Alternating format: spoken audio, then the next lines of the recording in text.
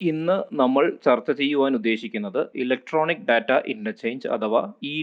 ബിസിനസ്സിൽ ഏറ്റവും അത്യന്താപേക്ഷിതമായ ഘടകമാണ് ഡോക്യുമെന്റുകളെ കൈമാറുക എന്നുള്ളത്. ഉദാഹരണത്തിന് ഒരു പർച്ചേസ് ഓർഡറോ അതുമല്ലെങ്കിൽ ഒരു ബില്ലോ അല്ലെങ്കിൽ ബിസിനസ്സിനെ കുറിക്കുന്ന ഏതു തരത്തിലുള്ള ഡോക്യുമെന്റുകളോ ആവാം കൈമാറ്റം ചെയ്യപ്പെടുന്നത്. ട്രഡീഷണൽ ബിസിനസ്സിൽ ഇത് പേപ്പർ ഫോമാറ്റിലാണ് സാധാരണയായി കണ്ടിട്ടുള്ളത്. ഉദാഹരണത്തിന് ഒരു പർച്ചേസ് ഓർഡർ അല്ലെങ്കിൽ ഒരു കൊട്ടേഷൻ ഇതെല്ലാം നൽകുമ്പോൾ പേപ്പർ ഡോക്യുമെന്റുകളിലായിട്ടാണ് കൈമാറ്റം ചെയ്യപ്പെടാറുള്ളത്. അതിനു പകരമായി രണ്ട് ബിസിനസ് സ്ഥാപനങ്ങൾക്കിടയിൽ ഒരു പ്രത്യേക ഇലക്ട്രോണിക് ഫോമാറ്റിൽ കൈമാറാനുള്ള ഡോക്യുമെന്റുകളെ ഇലക്ട്രോണിക് ഡോക്യുമെന്റുകളായി ഒരു കമ്പ്യൂട്ടറിൽ നിന്നും മറ്റൊരു കമ്പ്യൂട്ടറിലേക്ക് ഡാറ്റ കൈമാറ്റം ചെയ്യപ്പെടുന്നതിനെയാണ് ഇലക്ട്രോണിക് ഡാറ്റ ഇന്റർചേഞ്ച് അഥവാ ഇ എന്ന് വിശേഷിപ്പിക്കുന്നത്. വളരെ ലളിതമായി പറയുകയാണെങ്കിൽ രണ്ടു കമ്പനികൾക്കിടയിൽ പേപ്പർ ഡോക്യുമെന്റുകൾക്ക് പകരം ഇലക്ട്രോണിക് ഡോക്യുമെന്റുകളെ കൈമാറ്റം ചെയ്യുന്നതിനെയാണ് ഇ എന്ന് വിശേഷിപ്പിക്കുന്നത്. അടുത്തതായി ഒരു ട്രഡീഷണൽ ബിസിനസ്സിൽ എങ്ങനെയാണ് ഡാറ്റ ട്രാൻസ്ഫർ നടക്കുന്നത് എന്ന് നോക്കാം. ചിത്രത്തിൽ രണ്ട് ഓഫീസുകൾ കാണാം. Office A, office B. Office A ഒരു ബിസിനസ് സ്ഥാപനമാണ് എന്ന് കരുതുക. ഓഫീസ് ബി അടുത്ത ഒരു ബിസിനസ് സ്ഥാപനമാണ് എന്ന് കരുതുക. ഓഫീസ് എ ഒരു പർച്ചേസ് ഓർഡർ ഓഫീസ് ബിയിലേക്ക് ഇഷ്യൂ ചെയ്യുന്നു. ഇതിനു വേണ്ടി ഒരു purchase order office A create ചെയ്യുകയും അത് പോസ്റ്റ് ഓഫീസോ അതല്ലെങ്കിൽ സ്വതന്ത്രമായ അവരുടെ തന്നെ സംവിധാനങ്ങളോ അല്ലെങ്കിൽ കൊറിയറോ ഉപയോഗിച്ച് ഓഫീസ് ബിയിൽ എത്തുന്നു. ഓഫീസ് ബി ആ പേപ്പർ ഡോക്യുമെന്റിനെയാണ് ഇവാലുവേറ്റ് ചെയ്യുന്നത്. ഇവിടെ നോക്കിയാൽ കാണാം ഓഫീസ് എയിൽ നിന്നും ഏത് തരത്തിലുള്ള ഡോക്യുമെന്റുകൾ പുറത്തേക്ക് പോകുന്നതും ഓഫീസ് ബിയിലേക്ക് ഏത് തരത്തിലുള്ള ഡോക്യുമെന്റുകൾ എത്തുന്നതും പേപ്പർ ഫോമാറ്റിലാണ്. ഇതിനു പകരമായി അല്ലെങ്കിൽ ഇതിനൊരു റീപ്ലേസ്മെന്റ് ആയിട്ടാണ് ഇ ഫംഗ്ഷൻ ചെയ്തുകൊണ്ടിരിക്കുന്നത്. ഇവിടുത്തെ പ്രധാന പ്രശ്നം എന്ന് പറയുന്നത് ഒരുപാട് പേപ്പർ ഡോക്യുമെന്റുകളുടെ ആവശ്യം വരുന്നു. രണ്ടാമത്തേത് ഒരു ഡോക്യുമെന്റ് കംപ്ലീറ്റ്ലി ഓഫീസ് എയിൽ നിന്നും ഓഫീസ് ബിയിലേക്ക് പ്രോസസ് ചെയ്യുവാൻ എടുക്കുന്ന സമയം വളരെ കൂടുതലായിരിക്കും. മാത്രമല്ല ഈ ബിസിനസ് പ്രോസസ്സിന്റെ സമസ്ത മേഖലകളിലും മനുഷ്യന്റെ ഇടപെടൽ അനിവാര്യമാണ്. അതായത് മാൻ പവർ കൂടിയേ തീരൂ. ഇത് ട്രഡീഷണൽ ബിസിനസ് ഡാറ്റ ട്രാൻസ്ഫറിന്റെ ഏറ്റവും വലിയ ഡ്രോബാക്കുകളിൽ ഒന്നാണ്. അടുത്തതായി ഇലക്ട്രോണിക് ഡാറ്റ ഇന്റർചേഞ്ച് എങ്ങനെയാണ് ഫംഗ്ഷൻ ചെയ്യുന്നത് എന്ന് നോക്കാം. ഇവിടെയും നേരത്തേതുപോലെ തന്നെ ഓഫീസ് എയും ഓഫീസ് ബിയും രണ്ട് ബിസിനസ് സ്ഥാപനങ്ങളാണ് എന്ന് സങ്കല്പിക്കുക. രണ്ട് ബിസിനസ് സ്ഥാപനങ്ങളും കമ്പ്യൂട്ടറൈസ്ഡ് ആണ് എന്നും വിചാരിക്കുക. ഒരു ബിസിനസ് സ്ഥാപനത്തിൽ നിന്നും ഒരു പർച്ചേസ് ഓർഡർ ഇന്റർനെറ്റിലൂടെയാണ് അടുത്ത ബിസിനസ് സ്ഥാപനത്തിലേക്ക് എത്തുന്നത്. ഇവിടെ നേരത്തേതിന് വിഭിന്നമായി പേപ്പർ ഡോക്യുമെന്റുകൾക്ക് പകരം ഇലക്ട്രോണിക് ഡോക്യുമെന്റുകളെയാണ് ഒരു ബിസിനസ് സ്ഥാപനത്തിൽ നിന്നും മറ്റൊരു ബിസിനസ് സ്ഥാപനത്തിലേക്ക് ഡാറ്റ അല്ലെങ്കിൽ ഇൻഫർമേഷൻ കൈമാറ്റത്തിനായി ഉപയോഗിച്ചു വരുന്നത്. ഇവിടെ രണ്ട് കമ്പ്യൂട്ടറുകൾക്കിടയിലാണ് ഡാറ്റ ട്രാൻസ്ഫർ നടക്കുന്നത് എന്ന് ആദ്യമേ സൂചിപ്പിച്ചിരുന്നുവല്ലോ. അതുകൊണ്ട് തന്നെ ഡാറ്റ ട്രാൻസ്ഫറിന്റെ സ്പീഡ് എന്ന് പറയുന്നത് വളരെ കൂടുതലും അതുപോലെ തന്നെ മാൻ പവർ എന്ന് പറയുന്നത് വളരെ കുറച്ചും മതിയാവും. ഇത് ഇലക്ട്രോണിക് ഡാറ്റ ഇന്റർചേഞ്ചിന്റെ ഏറ്റവും വലിയ പ്രത്യേകതകളിൽ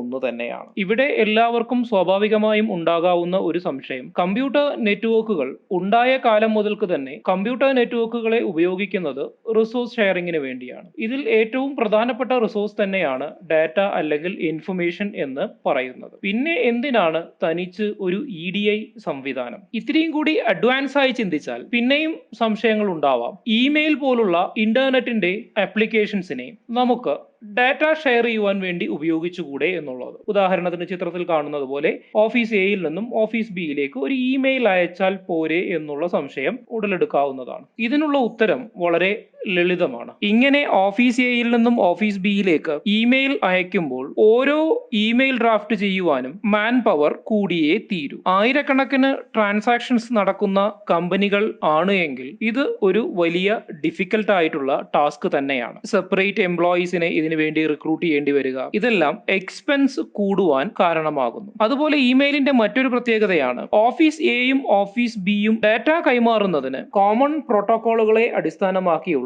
ഉദാഹരണത്തിന് SMTP പോലുള്ള ഹോമോജീനിയസ് എൻവയൺമെന്റ് ആണ് ഉപയോഗിച്ചു വരുന്നത്. പ്രത്യേകം നോട്ട് ചെയ്യേണ്ട ഒരു പോയിന്റ്, രണ്ടു സ്ഥലത്തും മാൻ പവർ കൂടിയേ തീരൂ എന്നുള്ളതാണ്. പല കമ്പനികളും ഉദാഹരണത്തിന് ഇവിടെ office A and office B ബിസിനസിന് വേണ്ടി ഉപയോഗിക്കുന്ന സോഫ്റ്റ്വെയർ ആപ്ലിക്കേഷൻസ് ആപ്ലിക്കേഷൻസ് ഹോമോജീനിയസ് ആയിരിക്കണമെന്ന് നിർബന്ധമില്ല. പലപ്പോഴും അത് ഹെട്രോജീനിയസ് ആയിരിക്കും. ഉദാഹരണത്തിന് ഓഫീസ് എ ഉപയോഗിക്കുന്ന ബിസിനസ് സോഫ്റ്റ്വെയറുകൾ ആയിരിക്കില്ല ഓഫീസ് ബി ഉപയോഗിക്കുന്നത്. ആയതിനാൽ ഓഫീസ് എയിൽ നിന്നും ഓഫീസ് ബിയിലേക്ക് ഒരു ഇൻഫർമേഷൻ ട്രാൻസ്ഫർ ചെയ്യുമ്പോൾ അത് ഒറിജിനേറ്റ് ചെയ്യപ്പെട്ടിരിക്കുന്നത് ഓഫീസ് എയുടെ സോഫ്റ്റ്വെയറുകളിലൂടെ ആയിരിക്കാം. ഓഫീസ് ബിയിലേക്ക് ഓഫീസ് എയിൽ നിന്നും മെസ്സേജ് ലഭിച്ചാൽ അതിനെ മനസ്സിലാക്കുക എന്ന് പറയുന്നത് വളരെ ഡിഫിക്കൽട്ട് ആയിട്ടുള്ള ഒരു ടാസ്ക് ആണ്. കാരണം ഹെട്രോജീനിയസ് സോഫ്റ്റ്വെയറുകളുടെ കളക്ഷൻ ആണ് രണ്ട് കമ്പനികളും ഉപയോഗിക്കുന്നത്. അതുകൊണ്ട് തന്നെ ഓഫീസ് എയിൽ നിന്നും ഓഫീസ് ബിയിലേക്ക് സെൻഡ് ചെയ്യുന്ന ഡാറ്റ ഒരിക്കലും ഓഫീസ് ബിക്ക് ഡീക്രിപ്റ്റ് ചെയ്യുവാനോ മനസ്സിലാക്കുവാനോ സാധിക്കില്ല. ഇക്കാരണത്താൽ സ്റ്റാൻഡർഡൈസേഷൻ അനിവാര്യമായ ഘടകമാണ്. ചുരുക്കി പറഞ്ഞാൽ രണ്ട് കമ്പനികൾക്കും സ്വീകാര്യമായ ഒരു സ്റ്റാൻഡേർഡ് ഫോർമാറ്റിൽ ആക്കിയതിന് ശേഷം ഇതിനെ ട്രാൻസ്ഫർ ചെയ്യുകയാണ് എങ്കിൽ ഓഫീസ് എയിൽ നിന്ന് സെൻഡ് ചെയ്യുന്ന ഇൻഫർമേഷൻ തീർച്ചയായും ഓഫീസ് ബിക്ക് വളരെ എളുപ്പം മനസ്സിലാക്കുവാൻ സാധിക്കും. ഈ സേവനമാണ് തത്വത്തിൽ EDI കൊണ്ട് ഉദ്ദേശിക്കുന്നത്. EDI ഹെട്രോജീനിയസ് ആയിട്ടുള്ള ഇൻഫർമേഷനെ സ്റ്റാൻഡർഡൈസ് ചെയ്യുകയും ഒരു സെൻഡറിൽ നിന്ന് റിസീവറിലേക്ക് എത്തിക്കുകയുമാണ് ചെയ്യുന്നത്. ഇതേ പ്രശ്നം കമ്പ്യൂട്ടർ നെറ്റ്വർക്കുകൾ ഉണ്ടായ കാലത്തും ഉണ്ടായിരുന്നു. ഹായ് എന്ന മെസ്സേജ് ഒരു നെറ്റ്വർക്കിൽ നിന്നും മറ്റൊരു നെറ്റ്വർക്കിലേക്ക് അയക്കുമ്പോൾ അവിടെ കിട്ടേണ്ടത് ഹായ് തന്നെയാണ്. അതിന് പകരം മറ്റെന്തെങ്കിലുമാണ് ലഭിക്കുന്നത് എങ്കിൽ സ്വാഭാവികമായും അതിനെ സ്റ്റാൻഡർഡൈസ് എന്ന് പറയുവാൻ സാധിക്കില്ല. ഇതിനെ സോൾവ് ചെയ്യാനാണ് ASCII പോലുള്ള സ്റ്റാൻഡർഡൈസേഷൻ മെത്തേഡ്സ് നമ്മൾ ഇന്ന് ഉപയോഗിച്ചു വരുന്നത്. ഇതേ സേവനം തന്നെയാണ് ബിസിനസ് ആവശ്യത്തിന് വേണ്ടി EDI നൽകി വരുന്നത്. ആയതിനാൽ സ്റ്റാൻഡർഡൈസേഷൻ എന്ന് പറയുന്നത് വളരെ അനിവാര്യമായ ഒരു ഘടകം തന്നെയാണ്. അടുത്തതായി EDI layered architecture. EDI layered ആർക്കിടെക്ചറിനെ EDI സ്റ്റാക്ക്ഡ് ആർക്കിടെക്ചർ എന്നും അറിയപ്പെടാറുണ്ട്. ഈ കാണുന്ന ചിത്രത്തിൽ കാണിച്ചിരിക്കുന്നത് EDI ലേയേർഡ് ആർക്കിടെക്ചർ ആണ്. പ്രധാനമായും EDI ആർക്കിടെക്ചറിൽ 4 ലെയറുകളാണ് ഉള്ളത്. ഒന്ന് EDI സെമാന്റിക് ലെയർ അല്ലെങ്കിൽ ആപ്ലിക്കേഷൻ ലെയർ എന്ന് ഇതിനെ വിളിക്കാവുന്നതാണ്. അടുത്തതായി EDI സ്റ്റാൻഡേർഡ് ലെയർ അല്ലെങ്കിൽ ട്രാൻസാക്ഷൻ ലെയർ എന്ന് ഇതിനെ വിളിക്കാവുന്നതാണ്. അടുത്തതായി EDI പാക്കിംഗ് ലെയർ അല്ലെങ്കിൽ ട്രാൻസ്പോർട്ട് ലെയർ എന്ന് വിശേഷിപ്പിക്കാവുന്നതാണ്. അടുത്തതായി ഫിസിക്കൽ ലെയർ അല്ലെങ്കിൽ നെറ്റ്വർക്ക് ഇൻഫ്രാസ്ട്രക്ചർ ലെയർ എന്ന് ഇതിനെ നമുക്ക് വിശേഷിപ്പിക്കാവുന്നതാണ്. ഇനി ഓരോ ലെയറിന്റെയും ഫംഗ്ഷനാലിറ്റീസ് എന്തൊക്കെയാണ് എന്ന് പരിശോധിക്കാം. ഒരു നിശ്ചിത അല്ലെങ്കിൽ അംഗീകൃത ഫോർമാറ്റിൽ രണ്ടു ബിസിനസ് സ്ഥാപനങ്ങൾക്കിടയിൽ ഇലക്ട്രോണിക് ഡാറ്റ കൈമാറ്റം ചെയ്യുന്നതിനുള്ള ഇ-കൊമേഴ്സിന്റെ ഒരു രൂപമാണ് EDI എന്ന് ആദ്യമേ സൂചിപ്പിച്ചുവല്ലോ. എങ്ങനെയാണ് EDI ആർക്കിടെക്ചറിലൂടെ ഡാറ്റ കൈമാറ്റം സാധ്യമാവുന്നത് എന്ന് പരിശോധിക്കാം. ആദ്യത്തേത് application layer or EDI semantic layer. Application layer എന്ന പേര് കൊണ്ട് സൂചിപ്പിക്കുന്നത് പോലെ തന്നെ ബിസിനസ് ഓറിയന്റഡ് ആയ EDI ബേസിലുള്ള പലതരത്തിലുള്ള ആപ്ലിക്കേഷൻസ് പ്രവർത്തിക്കുന്നത് ആപ്ലിക്കേഷൻ ലെയറിലാണ്. ആപ്ലിക്കേഷൻ ലെയറിലാണ് അവിടെ നടക്കുന്ന ബിസിനസ് ആപ്ലിക്കേഷൻ ഏത് തരത്തിലുള്ളതാണ് എന്ന് നിർവചിക്കുന്നത്. ഉദാഹരണത്തിന് റിക്വസ്റ്റ് ഫോർ കോഡ്സ് ആണോ, പർച്ചേസ് ഓർഡർ ആണോ, അതോ പലതരത്തിലുള്ള അക്നോളജ്മെന്റുകളാണോ, അതുമല്ലെങ്കിൽ ഇൻവോയ്സുകളാണോ എന്നെല്ലാം തീരുമാനിക്കുന്നത്. വിവിധ ഉദ്ദേശങ്ങളോടെ ബിസിനസിന് വേണ്ടി ഉപയോഗിക്കുന്ന സോഫ്റ്റ്വെയറുകൾ എപ്പോഴും കമ്പനി സ്പെസിഫിക് ആയിരിക്കും. അതായത് ഓരോ കമ്പനികളിലും ഉപയോഗിക്കുന്ന സോഫ്റ്റ്വെയറുകൾ വ്യത്യസ്തമായിരിക്കാം എന്നാണ് ഇതുകൊണ്ട് ഉദ്ദേശിക്കുന്നത്. ഇവിടെ ഉപയോഗിക്കുന്ന സോഫ്റ്റ്വെയറുകൾ തീർത്തും ഏതു കമ്പനിയാണോ ഉപയോഗിക്കുന്നത് ആ കമ്പനിക്ക് വേണ്ടി കസ്റ്റമൈസ് ചെയ്യപ്പെട്ടതായിരിക്കാം. ഇവിടെ ക്രിയേറ്റ് ചെയ്യപ്പെടുന്ന ഡാറ്റ റോ ഡാറ്റ ആയിട്ടല്ല ഒരു ഉപഭോക്താവിൽ നിന്നും മറ്റൊരു ഉപഭോക്താവിലേക്ക് എത്തുന്നത്. അതിനു പകരമായി ആദ്യമേ സൂചിപ്പിച്ചുവല്ലോ, ഒരു പ്രസ്തുത ഫോർമാറ്റിലാണ് സെൻഡറിൽ നിന്നും റിസീവറിലേക്ക് ഇൻഫർമേഷനെ അല്ലെങ്കിൽ ഡാറ്റയെ ട്രാൻസ്ഫർ ചെയ്യുന്നത്. അതിനുവേണ്ടി ഒരു ഡാറ്റ സെൻഡ് ചെയ്യുവാൻ ആഗ്രഹിക്കുന്ന സെൻഡർ അവർ ഉപയോഗിക്കുന്ന സോഫ്റ്റ്വെയർ ആപ്ലിക്കേഷൻ EDIയുമായി ഇന്റഗ്രേറ്റ് ചെയ്യുകയും EDI മുഖാന്തരം ഡാറ്റ എക്സ്ചേഞ്ച് ചെയ്യുകയും റിസീവ് ചെയ്യുന്നിടത്ത് EDI ഫോർമാറ്റിലുള്ള ഡാറ്റ ലഭിക്കുകയും അതിനെ റിസീവർക്ക് ട്രാൻസ്ലേറ്റ് ചെയ്ത് വായിക്കുവാനും കഴിയുന്നതാണ്. ഇവിടെ EDI സ്റ്റാൻഡേർഡ്സ് എന്ന് പറയുന്നത് വളരെ പ്രധാനമാണ്. കാരണം EDI വഴിയാണ് ഡാറ്റ അയക്കുകയും സ്വീകരിക്കുകയും ചെയ്യുന്നത്. മറ്റൊരു രീതിയിൽ പറയുകയാണെങ്കിൽ ഡാറ്റ സെൻഡ് ചെയ്യുന്നയാൾ ഡാറ്റ സെൻഡ് ചെയ്യുന്നത് EDI സ്റ്റാൻഡേർഡ്സ് ഉപയോഗിക്കുന്നില്ല എന്ന് വിചാരിക്കുക. പക്ഷേ റിസീവ് ചെയ്യുന്നയാൾ അത് EDI സ്റ്റാൻഡേർഡ്സ് ഉപയോഗിച്ചുകൊണ്ടാണ് സ്വീകരിക്കുന്നത് എങ്കിൽ തീർച്ചയായിട്ടും സ്വീകരിക്കുന്നയാൾക്ക് ആ ഡാറ്റയെ മനസ്സിലാക്കുവാനോ മാനിപ്പുലേറ്റ് ചെയ്യുവാനോ സാധിക്കുന്നതല്ല. അടുത്തതാണ് EDI സ്റ്റാൻഡേർഡ് ലെയർ അല്ലെങ്കിൽ ട്രാൻസാക്ഷൻ ലെയർ എന്നും ഇതിനെ അറിയപ്പെടുന്നു. ഏത് തരത്തിലുള്ള സ്റ്റാൻഡേർഡ് ആണ് ഡാറ്റ സെൻഡ് ചെയ്യുവാൻ ഉപയോഗിക്കേണ്ടത് എന്ന് തീരുമാനിക്കുന്നത് EDI സ്റ്റാൻഡേർഡ് ലെയറിലാണ്. പ്രധാനമായും 2 തരത്തിലുള്ള സ്റ്റാൻഡേർഡുകൾ ഉപയോഗിച്ചു വരുന്നു. ഒന്ന്, American national standards institute ANSI X12 എന്ന സ്റ്റാൻഡേർഡും അടുത്തതായി UN or ECE ഡെവലപ്പ് ചെയ്ത എഡിഫാക്ട് സ്റ്റാൻഡേർഡും ഡാറ്റ ട്രാൻസാക്ഷന് വേണ്ടി ഉപയോഗിച്ചു വരുന്നു. അടുത്തതായി EDI packing layer or transport layer. എങ്ങനെയാണ് ഒരു ബിസിനസ് സ്ഥാപനത്തിൽ നിന്നും മറ്റൊരു ബിസിനസ് സ്ഥാപനത്തിലേക്ക് ഡാറ്റ സെൻഡ് ചെയ്യേണ്ടത് എന്ന് തീരുമാനിക്കുന്നത് EDI ട്രാൻസ്പോർട്ട് ലെയറിലാണ്. ആദ്യമേ പറഞ്ഞുവല്ലോ, ഇന്റേണൽ സ്ട്രക്ചറുള്ള ഡാറ്റ EDI സ്റ്റാൻഡേർഡിലേക്ക് മാറ്റുകയും അവിടെ നിന്നും അത് ട്രാൻസ്പോർട്ട് ലെയറിലേക്ക് എത്തുകയും ചെയ്യുന്നു. ഇവിടെ നിന്ന് ഏത് സർവീസ് ഉപയോഗിച്ചുകൊണ്ടാണ് ഡാറ്റ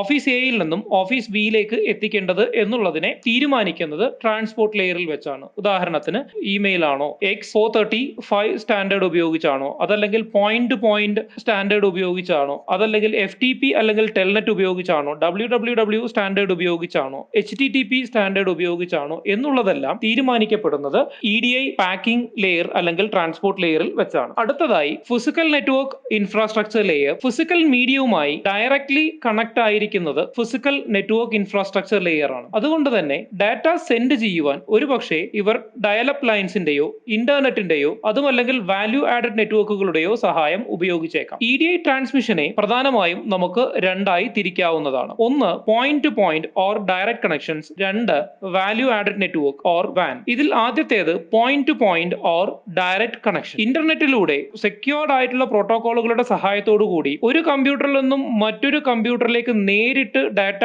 ട്രാൻസ്ഫർ ചെയ്യുന്നതിനെയാണ് നമ്മൾ പോയിന്റ് ടു പോയിന്റ് അല്ലെങ്കിൽ ഡയറക്ട് കണക്ഷൻ എന്ന് വിശേഷിപ്പിക്കുന്നത്. ഒരു തേർഡ് പാർട്ടി രണ്ട് സിസ്റ്റത്തിന്റെ ഇടയിൽ ഉണ്ടാവാറില്ല. അടുത്തതായി value added network or VAN. Third party നെറ്റ്വർക്കുകളുടെ സഹായത്തോടു കൂടി ഡാറ്റ ട്രാൻസ്മിഷനെ മാനേജ് ചെയ്യുന്നതിനെയാണ് വാല്യൂ ആഡഡ് നെറ്റ്വർക്ക് എന്ന് വിളിക്കുന്നത്. അടുത്തതായി ഒരു ട്രഡീഷണൽ സിസ്റ്റം എങ്ങനെയാണ് ഫംഗ്ഷൻ ചെയ്യുന്നത് എന്ന് നോക്കാം. ചിത്രത്തിൽ കാണിച്ചിരിക്കുന്ന ബയ്യറും സെല്ലറും രണ്ട് ബിസിനസ് സ്ഥാപനങ്ങളാണ് എന്ന് വിചാരിക്കുക. ഇവിടെ ബയ്യർ ആണ് പ്രോസസ് ഇനിഷ്യേറ്റ് ചെയ്യുന്നത്. ആദ്യം പർച്ചേസ് റിക്വസ്റ്റ് ഇനിഷ്യേറ്റ് ചെയ്യുകയും അത് പർച്ചേസ് ഡിപ്പാർട്ട്മെന്റിന് കൈമാറുകയും ചെയ്യുന്നു. അതിനുശേഷം പർച്ചേസ് ഡിപ്പാർട്ട്മെന്റ് ഫിനാൻസ് ഡിപ്പാർട്ട്മെന്റിന് കൈമാറുകയും പർച്ചേസ് ഡിപ്പാർട്ട്മെന്റിൽ നിന്നുള്ള ഓർഡർ ഡെലിവറി ഇൻഫർമേഷനും ഫിനാൻസ് ഡിപ്പാർട്ട്മെന്റിൽ നിന്നുള്ള പേയ്മെന്റ് ഇൻഫർമേഷനും പേപ്പർ ബേസ്ഡ് മെയിൽ റൂം അല്ലെങ്കിൽ ഡെസ്പാച്ച് സെക്ഷനിലേക്ക് കൈമാറുകയും ചെയ്യുന്നു. ഇവിടെ മനസ്സിലാക്കേണ്ട ഒരു കാര്യം എന്ന് പറയുന്നത് എല്ലാ ട്രാൻസാക്ഷനും പേപ്പർ ഫോമാറ്റിലാണ് നടക്കുന്നത്. അതിനുശേഷം ഈ റിക്വസ്റ്റിനെ ഡെസ്പാച്ചിൽ നിന്നും അടുത്ത കമ്പനിയുടെ ഡെസ്പാച്ചിലേക്ക് അല്ലെങ്കിൽ പേപ്പർ ബേസ്ഡ് മെയിൽ റൂമിലേക്ക് ട്രാൻസ്ഫർ ചെയ്യുന്നു. ഇതിന് പോസ്റ്റൽ ഡിപ്പാർട്ട്മെന്റിന്റെയോ കൊറിയറോ അല്ലെങ്കിൽ ഇവർക്ക് തന്നെ തനതായ എന്തെങ്കിലും സംവിധാനം ഉണ്ടെങ്കിൽ ആ സംവിധാനത്തിനെയോ ആശ്രയിക്കാവുന്നതാണ്. ബില്ല് മുതലായ കാര്യങ്ങൾ സെല്ലർ അവരുടെ ഫിനാൻസ് ഡിപ്പാർട്ട്മെന്റിലേക്കും ഓർഡർ ഡീറ്റെയിൽസ് സെയിൽസ് ഡിപ്പാർട്ട്മെന്റിലേക്കും കൈമാറുന്നു. ഒരിക്കൽ ഫിനാൻസ് അപ്രൂവ് ചെയ്തു കഴിഞ്ഞാൽ സെയിൽസ് അത് മാനുഫാക്ചറിംഗ് ഡിപ്പാർട്ട്മെന്റിലേക്കും അതിനുശേഷം ഓർഡറിലുള്ള സാമഗ്രികളെ ഷിപ്പിംഗ് ഡിപ്പാർട്ട്മെന്റിലേക്കും അതോടൊപ്പം തന്നെ അതിന്റെ കൺഫർമേഷൻ ബാക്കിയുള്ള ഡീറ്റെയിൽസ് എല്ലാം പേപ്പർ ബേസ്ഡ് മെയിൽ റൂം അല്ലെങ്കിൽ ഡെസ്പാച്ചിലേക്ക് കൈമാറുന്നു. ഡെസ്പാച്ചിൽ നിന്നും പ്രസ്തുത വിവരങ്ങൾ വീണ്ടും തിരിച്ച് ബയ്യറുടെ ഡെസ്പാച്ചിൽ എത്തുന്നു. ഷിപ്പിംഗ് ഡിപ്പാർട്ട്മെന്റ് പ്രോസസ് ചെയ്യുകയും ട്രാൻസ്പോർട്ടേഷൻ ഇനിഷ്യേറ്റ് ചെയ്യുകയും അത് ബയ്യറുടെ റിസീവിംഗ് ഡിപ്പാർട്ട്മെന്റ് റിസീവ് ചെയ്യുകയും ചെയ്യുന്നു. അതിനുശേഷം സ്റ്റോക്ക് വെരിഫൈ ചെയ്ത് ഇൻവെന്ററി വെയർഹൌസിംഗിലേക്ക് മാറ്റുകയും തിരിച്ച് ഇതിന്റെ ഡീറ്റെയിൽസ് എല്ലാം പർച്ചേസ് ഡിപ്പാർട്ട്മെന്റിന് കൈമാറുകയും ചെയ്യുന്നു. നേരത്തെ ഡെസ്പാച്ചിൽ എത്തിയിരിക്കുന്ന ഡീറ്റെയിൽസും ഇതോടൊപ്പം തന്നെ പർച്ചേസ് ഡിപ്പാർട്ട്മെന്റിൽ എത്തുന്നതാണ്. ഇൻവെന്ററി ഡീറ്റെയിൽസും ഓർഡർ ഡെലിവറി ഡീറ്റെയിൽസും തമ്മിൽ പർച്ചേസ് ഡിപ്പാർട്ട്മെന്റ് കമ്പയർ ചെയ്യുന്നതാണ്. ഇവിടെയും എല്ലാ കാര്യങ്ങളും നടക്കുന്നത് പേപ്പർ ബേസിലാണ്. ഇങ്ങനെയാണ് ഒരു traditional buyer seller system function ചെയ്യുന്നത്. അടുത്തതായി ഒരു EDI ബേസ്ഡ് സിസ്റ്റം എങ്ങനെയാണ് ഫംഗ്ഷൻ ചെയ്യുന്നത് എന്ന് നോക്കാം. ട്രഡീഷണൽ ബേസ്ഡ് സിസ്റ്റം എങ്ങനെയാണോ ഫംഗ്ഷൻ ചെയ്യുന്നത് അതുപോലെ തന്നെയാണ് EDI ബേസ്ഡ് സിസ്റ്റവും ഫംഗ്ഷൻ ചെയ്യുന്നത്. പക്ഷേ ചെറിയ ഒരു വ്യത്യാസമുണ്ട് എന്ന് മാത്രം. ഇവിടെ ഇൻഫർമേഷനെ ട്രാൻസ്ഫർ ചെയ്യാൻ ഉപയോഗിക്കുന്നത് EDI കേപ്പബിൾ ആയിട്ടുള്ള ഒരു കമ്പ്യൂട്ടർ സിസ്റ്റമാണ്. അടുത്തതായി എങ്ങനെയാണ് ഒരു EDI ഉപയോഗിച്ചുകൊണ്ട് ഡാറ്റ ട്രാൻസ്ഫർ ചെയ്യുന്നത് എന്ന് പരിശോധിക്കാം. ചിത്രത്തിൽ വലതുഭാഗത്തുള്ളത് അതായത് സെയിൽസ് ഒരു ബിസിനസ് ഓർഗനൈസേഷൻ ആണ് എന്നും ഇടതുഭാഗത്തുള്ള പർച്ചേസ് മറ്റൊരു ബിസിനസ് സ്ഥാപനമാണ് എന്നും സങ്കല്പിക്കുക. ഇവിടെ ഓരോ ബിസിനസ് സ്ഥാപനവും അവരുടേതായിട്ടുള്ള സോഫ്റ്റ്വെയർ ആപ്ലിക്കേഷൻസ് ആണ് അവരുടെ ബിസിനസ് ആവശ്യങ്ങൾക്ക് വേണ്ടി ഉപയോഗിച്ചു വരുന്നത്. ആയതിനാൽ തന്നെ ഓരോ ബിസിനസ് സ്ഥാപനവും ക്രിയേറ്റ് ചെയ്യുന്ന ഡാറ്റ അവരുടെ സോഫ്റ്റ്വെയർ ആപ്ലിക്കേഷൻസിനെ ആശ്രയിച്ചിരിക്കുന്നു. ആയതിനാൽ തന്നെ പർച്ചേസ് ഡിപ്പാർട്ട്മെന്റിൽ നിന്നും സെയിൽസ് ഡിപ്പാർട്ട്മെന്റിലേക്ക് നേരിട്ട് സോഫ്റ്റ്വെയർ ജനറേറ്റ് ചെയ്യുന്ന, അതായത് അവരുടെ സോഫ്റ്റ്വെയർ ജനറേറ്റ് ചെയ്യുന്ന ഡാറ്റ ട്രാൻസ്ഫർ ചെയ്താൽ സ്വാഭാവികമായും അത് ഡീകോഡ് ചെയ്തെടുക്കുക എന്ന് പറയുന്നത് ശ്രമകരമായ ജോലിയാണ്. അതുകൊണ്ട് പർച്ചേസ് ഡിപ്പാർട്ട്മെന്റിലുള്ള ഇന്റേണൽ ഫോമാറ്റിലുള്ള ഡേറ്റയെ സ്റ്റാൻഡർഡൈസ് ചെയ്യേണ്ടതുണ്ട്. അതായത് രണ്ട് കമ്പനികളും മ്യൂച്വലി ഉപയോഗിക്കുന്ന ഒരു ഫോമാറ്റിലേക്ക് മാറ്റേണ്ടതുണ്ട്. അതൊരു പക്ഷേ ആൻസി X12 ആവാം, EDI ഫാക്ട് ആവാം. ആ ജോലിയാണ് EDI ട്രാൻസ്ലേറ്റർ ചെയ്യുന്നത്. EDI ട്രാൻസ്ലേറ്റർ ഇന്റേണൽ ഫോമാറ്റിലുള്ള ഡാറ്റ കളക്ട് ചെയ്യുകയും അതിനെ സ്റ്റാൻഡേർഡായ EDI ഡാറ്റ ഫോമാറ്റിലേക്ക് മാറ്റുകയും ചെയ്യുന്നു. അതിനുശേഷം ഇതിനെ കമ്മ്യൂണിക്കേഷൻ സോഫ്റ്റ്വെയറിന് കൈമാറുന്നു. കമ്മ്യൂണിക്കേഷൻ സോഫ്റ്റ്വെയർ എന്നുള്ളത് കൊണ്ട് ഉദ്ദേശിക്കുന്നത് ഡാറ്റ കൈമാറ്റം ചെയ്യുവാൻ ഉപയോഗിക്കുന്ന സോഫ്റ്റ്വെയർ. നെറ്റ്വർക്ക് സോഫ്റ്റ്വെയറുകളെല്ലാം കമ്മ്യൂണിക്കേഷൻ സോഫ്റ്റ്വെയറിന്റെ വിഭാഗത്തിൽ പെടുത്താവുന്നതാണ്. ഒന്നുകിൽ പോയിന്റ് ടു പോയിന്റ് കണക്ഷൻ ഉപയോഗിച്ചോ, അതായത് നേരിട്ട് ഒരു കമ്പ്യൂട്ടറിൽ നിന്നും മറ്റൊരു കമ്പ്യൂട്ടറിലേക്ക്, അല്ലെങ്കിൽ EDI നെറ്റ്വർക്ക് സർവീസ് പ്രൊവൈഡർ വഴിയോ അത് അടുത്ത ബിസിനസ് ഓർഗനൈസേഷനിൽ എത്തിക്കാവുന്നതാണ്. ഇവിടെ സെയിൽസ് ഡിപ്പാർട്ട്മെന്റിൽ എത്തിക്കാവുന്നതാണ്. അവിടുത്തെ കമ്മ്യൂണിക്കേഷൻ സോഫ്റ്റ്വെയർ അത് കളക്ട് ചെയ്യുന്നത് EDI ഫോമാറ്റിലുള്ള ഡാറ്റയാണ്. അതിനെ അവരുടെ EDI ട്രാൻസ്ലേറ്റർ ഉപയോഗിച്ചുകൊണ്ട് അവരുടെ ഇന്റേണൽ ഫോമാറ്റിലേക്ക് മാറ്റുന്നതിനാൽ സെയിൽസ് ഡിപ്പാർട്ട്മെന്റിന് കൃത്യമായി ആ ഡാറ്റയെ ഇവാലുവേറ്റ് ചെയ്യുവാൻ സാധിക്കുന്നതാണ്. ഇങ്ങനെയാണ് ഒരു EDI ജനറലി ഫംഗ്ഷൻ ചെയ്തുകൊണ്ടിരിക്കുന്നത്. അടുത്തതായി ഇലക്ട്രോണിക് ഡാറ്റ ഇന്റർചേഞ്ചിന്റെ അഡ്വാൻറ്റേജസ് എന്തൊക്കെയാണ് എന്ന് പരിശോധിക്കാം. Cost effective, efficiency, speed, accuracy, service, security, environment friendly, ഇതെല്ലാമാണ് ഇലക്ട്രോണിക് ഡാറ്റ ഇന്റർചേഞ്ചിന്റെ അഡ്വാൻറ്റേജസ്. ഇനി ഇവ ഓരോന്നും എന്തൊക്കെയാണ് എന്ന് പരിശോധിക്കാം. ആദ്യത്തേത് കോസ്റ്റ് എഫക്റ്റീവ്. പേപ്പർ ഫോമാറ്റിലുള്ള ഡോക്യുമെന്റുകളുടെ കൈമാറ്റം കുറഞ്ഞതോടുകൂടി അല്ലെങ്കിൽ ഇല്ലാതായതോടുകൂടി തന്നെ ബിസിനസിന് ആവശ്യമായ കോസ്റ്റ് കുറയ്ക്കുവാൻ സാധിക്കുന്നു. അതായത് പേപ്പർ ഡോക്യുമെന്റുകളെ ഡ്രാഫ്റ്റ് ചെയ്യാൻ ആവശ്യമുള്ള മാൻ പവർ, അതുപോലെ തന്നെ ഒരു കമ്പനിയിൽ നിന്നും മറ്റൊരു കമ്പനിയിലേക്ക് എത്തിക്കുവാൻ വേണ്ട പോസ്റ്റേജ് എക്സ്പെൻസസ്, ഇവയെല്ലാം ഗണ്യമായി EDI മുഖാന്തരം കുറയ്ക്കുവാൻ സാധിച്ചു. അതുകൊണ്ട് തന്നെ ട്രഡീഷണൽ മെത്തേഡിനെ അപേക്ഷിച്ച് EDI കോസ്റ്റ് എഫക്റ്റീവ് ആണ് എന്ന് വിശേഷിപ്പിക്കാവുന്നതാണ്. മാത്രമല്ല മാൻ പവറിന്റെ ആവശ്യകതയിൽ വന്ന കുറവും EDIനെ കോസ്റ്റ് ഇഫക്റ്റീവ് ആവാൻ സഹായിക്കുന്നു. അടുത്തതാണ് എഫിഷ്യൻസി. പലപ്പോഴും ബിസിനസ് ആവശ്യങ്ങൾക്ക് വേണ്ടി EDI ആപ്ലിക്കേഷനിൽ സെമി ഓട്ടോമേറ്റഡ് അല്ലെങ്കിൽ ഫുള്ളി ഓട്ടോമേറ്റഡ് ആപ്ലിക്കേഷനുകൾ ഉപയോഗിക്കുന്നതിനാൽ മാനുവലായി ചെയ്യുന്നതിനെക്കാട്ടിലും അക്യുറസി കൂടുതൽ ആണ് എന്ന് തന്നെ പറയാം. അതായത് ഡെഡിക്കേറ്റഡ് സോഫ്റ്റ്വെയറുകൾക്ക് പകരം മാൻ പവർ ഉപയോഗിച്ചാണ് എല്ലാം ചെയ്യുന്നത് എങ്കിൽ സ്വാഭാവികമായും ഹ്യൂമൻ എറേഴ്സ് ഉണ്ടാവാനുള്ള സാധ്യത വളരെ കൂടുതലാണ്. പക്ഷേ സ്പെഷ്യലൈസ്ഡ് സോഫ്റ്റ്വെയറുകൾ ഉപയോഗിക്കുമ്പോൾ അത്തരത്തിലുള്ള സാധ്യത ഇല്ല എന്ന് തന്നെ വിശേഷിപ്പിക്കാവുന്നതാണ്. അതുപോലെ തന്നെയാണ് ഡെഡിക്കേറ്റഡ് ആയിട്ടുള്ള EDI ബേസ്ഡ് ബിസിനസ് ആപ്ലിക്കേഷനുകളിൽ ക്ലൗഡ് കമ്പ്യൂട്ടിങ്ങും മെഷീൻ ലേണിംഗും ഉപയോഗിക്കുന്നതിനാൽ ഒരേ പ്രോസസ് തന്നെ ഒന്നിലധികം തവണ ആവർത്തിക്കുവാനുള്ള സാധ്യത ഇല്ല. ഇത് പ്രോസസ് റിപ്പീറ്റേഷൻ കുറയ്ക്കുന്നതിന് സഹായിക്കുന്നു. ഇതെല്ലാം EDI ബേസ്ഡ് ആപ്ലിക്കേഷന്റെ എഫിഷ്യൻസിയായി കണക്കാക്കാവുന്നതാണ്. അടുത്തതാണ് സ്പീഡ്. വളരെ വേഗത്തിൽ തന്നെ സോഴ്സിൽ നിന്നും ഡെസ്റ്റിനേഷനിലേക്ക് ഡാറ്റ ട്രാൻസ്ഫർ ചെയ്യുവാൻ EDIയിലൂടെ സാധിക്കുന്നു. വേഗതയുള്ളതുകൊണ്ട് ഒരിക്കലും ഡാറ്റയുടെ കൃത്യതയോ സ്ഥിരതയോ കൈമോശം വരുന്നില്ല. അതായത് കൃത്യതയും സ്ഥിരതയും ഉറപ്പാക്കുവാനുള്ള സംവിധാനങ്ങൾ ഇലക്ട്രോണിക് ഡാറ്റ ട്രാൻസ്ഫറിന്റെ ഭാഗമായി തന്നെ നിലകൊള്ളുന്നു. അടുത്തതാണ് അക്യുറസി. നൂതനമായ ക്ലൗഡ് കമ്പ്യൂട്ടിംഗ് ടെക്നോളജി പോലുള്ള ടെക്നോളജികൾ ഉപയോഗിക്കുന്നതിനാൽ ഡാറ്റ വേഗത്തിലും കൃത്യതയോടെയും സോഴ്സിൽ നിന്നും ഡെസ്റ്റിനേഷനിലേക്ക് എത്തിക്കുന്നു. ഒരിക്കലും കൃത്യത കൈമോശം വരുന്നില്ല എന്നർത്ഥം. എത്ര വേഗത്തിൽ അയച്ചാലും എന്താണോ അയച്ചത് അതുതന്നെയായിരിക്കും റിസീവറിന് ലഭിക്കുന്നത്. അടുത്തതായി സർവീസ്. വേഗതയും കൃത്യതയുമാർന്ന പ്രോസസ്സിംഗ് ഉറപ്പുവരുത്തുന്നതിലൂടെ മികച്ച സേവനം ഉപഭോക്താവിന് ലഭിക്കുന്നു എന്നാണ് അർത്ഥമാക്കുന്നത്. ആയതിനാൽ തന്നെ EDIയുടെ സേവനങ്ങൾ ഉപഭോക്തൃ അടിത്തറ വിപുലീകരിക്കുവാൻ സഹായിക്കാറുണ്ട്. അടുത്തതായി സെക്യൂരിറ്റി. വൈവിധ്യമാർന്ന ആശയവിനിമയ പ്രോട്ടോക്കോളുകളിൽ എല്ലാ രീതിയിലുമുള്ള സുരക്ഷാ മാനദണ്ഡങ്ങളും ഡാറ്റ ട്രാൻസ്ഫർ ചെയ്യുന്നതിനും EDI ഇടപാടുകളുടെ സുരക്ഷ ഉറപ്പാക്കുന്നതിനും ഉപയോഗിച്ചു വരുന്നു. ആയതിനാൽ തന്നെ ഇതിന്റെ സുരക്ഷ എന്ന് പറയുന്നത് വളരെ കൂടുതലാണ് എന്ന് നമുക്ക് നിസ്സംശയം പറയാവുന്നതാണ്. അടുത്തതാണ് എൻവയൺമെന്റ് ഫ്രണ്ട്ലി. പേപ്പർ ബേസ്ഡ് ഡോക്യുമെന്റിൽ നിന്നും ഇലക്ട്രോണിക് ബേസ്ഡ് ഡോക്യുമെന്റുകളിലേക്ക് മാറിയപ്പോൾ സ്വാഭാവികമായും പേപ്പറിന്റെ ഉപയോഗം കുറയ്ക്കുവാനും പേപ്പർ ഉണ്ടാക്കുന്നതിനായി നടത്തിവരുന്ന വനനശീകരണം കുറയ്ക്കുവാനും മാത്രമല്ല തന്മൂലമുണ്ടാകുന്ന കാർബൺ ഡൈ ഓക്സൈഡ് എമിഷനെ കുറയ്ക്കുവാനും EDI ഉപയോഗിക്കുന്നതിലൂടെ സാധ്യമാകുന്നു. മാത്രമല്ല ഇത് കോർപ്പറേറ്റുകളുടെ എൻവയൺമെന്റൽ അല്ലെങ്കിൽ സാമൂഹിക ഉത്തരവാദിത്തത്തെ പ്രോത്സാഹിപ്പിക്കുകയും ചെയ്യുന്നു. എത്രയൊക്കെ എൻവയൺമെന്റൽ ഫ്രണ്ട്ലി ആണ് എന്ന് പറഞ്ഞാലും ഇതിൽ നിന്നും ഉണ്ടാകുന്ന വേസ്റ്റുകൾ ഒരു പ്രശ്നം തന്നെയാണ്. അത് ഇതിന്റെ ഏറ്റവും വലിയ ഡിസഡ്വാൻറ്റേജ് ആയി തന്നെ നമുക്ക് പറയാവുന്നതാണ്. അടുത്തതായി ഇലക്ട്രോണിക് ഡാറ്റ ഇന്റർചേഞ്ചിന്റെ ഡിസഡ്വാൻറ്റേജസ് എന്തൊക്കെയാണ് എന്ന് നോക്കാം. Expensive, too many standards, initial setup is time consuming, system electronic protection, proper backup, ഇതെല്ലാമാണ് ഇലക്ട്രോണിക് ഡാറ്റ ഇന്റർചേഞ്ചിന്റെ ഡിസഡ്വാൻറ്റേജുകളായി വിലയിരുത്തുവാൻ സാധിക്കുന്നത്. ഇതിൽ ആദ്യത്തേതാണ് എക്സ്പെൻസീവ്. അഡ്വാൻറ്റേജിൽ കോസ്റ്റ് എഫക്റ്റീവ് ആണ് എന്ന് പറയുകയും ഡിസഡ്വാൻറ്റേജിൽ എക്സ്പെൻസീവ് ആണ് എന്ന് പറയുകയും ചെയ്യുന്നതിൽ ഒരു വിരോധാഭാസമുണ്ട് എന്നറിയാം. പക്ഷെ ഇവിടെ ഉദ്ദേശിക്കുന്നത് ചെറുകിട സംരംഭകരുടെ കാര്യമാണ്. അതായത് വൻകിട ബിസിനസ്സുകാർക്ക് ഒരു EDI ബേസിലുള്ള ആപ്ലിക്കേഷൻ ഇൻസ്റ്റാൾ ചെയ്ത് റൺ ചെയ്യുക എന്നത്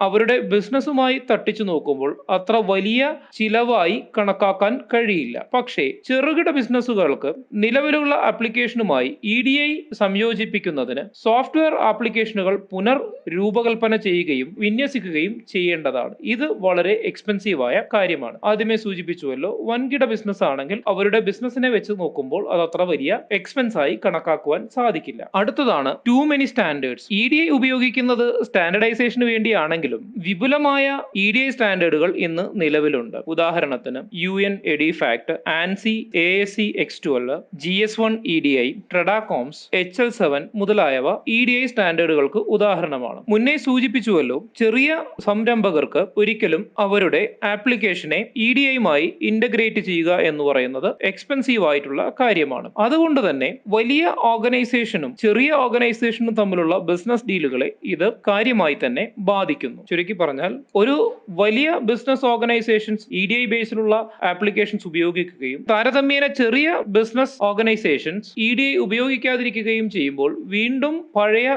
രീതിയിലുള്ള എല്ലാ കോംപ്ലക്സിറ്റികളും ഉടലെടുക്കുന്നതാണ്. വീണ്ടും ഡ്രാഫ്റ്റിംഗ് ആവശ്യമായി വരുന്നു, മാൻ പവർ വീണ്ടും കൂടുന്നു. ഇതെല്ലാം ഇവർ തമ്മിലുള്ള വ്യാപാരത്തെ പരിമിതപ്പെടുത്തുന്നു എന്നാണ് ഇതുകൊണ്ട് ഉദ്ദേശിക്കുന്നത്. അടുത്തത് initial setup is time consuming. ഒരു EDI സംവിധാനം വിന്യസിക്കുന്നത് ചെലവേറിയത് മാത്രമല്ല ആവശ്യമായ ഘടകങ്ങൾ സജ്ജീകരിക്കുന്നതിന് വളരെയധികം സമയമെടുക്കുകയും ചെയ്യും. അടുത്തതാണ് സിസ്റ്റം ഇലക്ട്രോണിക് പ്രൊട്ടക്ഷൻ. കമ്പ്യൂട്ടർ നെറ്റ്വർക്കുകൾ വൾനറബിൾ ആണ് എന്ന് എല്ലാവർക്കും അറിയാവുന്നതാണല്ലോ. ആയതിനാൽ തന്നെ EDI നെറ്റ്വർക്കുകൾ ഡാറ്റ ട്രാൻസ്ഫറിന് വേണ്ടി പ്രയോജനപ്പെടുത്തുന്നതും ഇതേ വൾനറബിൾ ആയ നെറ്റ്വർക്കുകളെ തന്നെയാണ്. ആയതിനാൽ ഹാക്കിങ്ങിനെ പ്രിവെന്റ് ചെയ്യുവാനും മാൾവെയർ വൈറസ് അറ്റാക്കുകളിൽ നിന്നും രക്ഷ നേടുവാനും മറ്റുള്ള സൈബർ കുറ്റകൃത്യങ്ങളിൽ നിന്നും രക്ഷ നേടുവാനും പല തരത്തിലുള്ള സുരക്ഷാ സംവിധാനങ്ങൾ ഒരുക്കേണ്ടതുണ്ട്. ഉദാഹരണത്തിന് ഫയർവാൾ പോലുള്ള സംവിധാനങ്ങൾ ഒരുക്കേണ്ടതുണ്ട്. ആയതിനാൽ തന്നെ ഇത് ചിലവേറിയ കാര്യമാണ്. ഇത് EDIയുടെ ഏറ്റവും വലിയ ഒരു ഡ്രോബാക്ക് ആയി തന്നെ പരിഗണിക്കാവുന്നതാണ്. അടുത്തതാണ് പ്രോപ്പർ ബാക്കപ്പ്. ഇലക്ട്രോണിക് സാമഗ്രികൾക്ക് ഏത് സമയവും തകരാറുണ്ടാവാം എന്നുള്ളതിനാൽ ശക്തമായ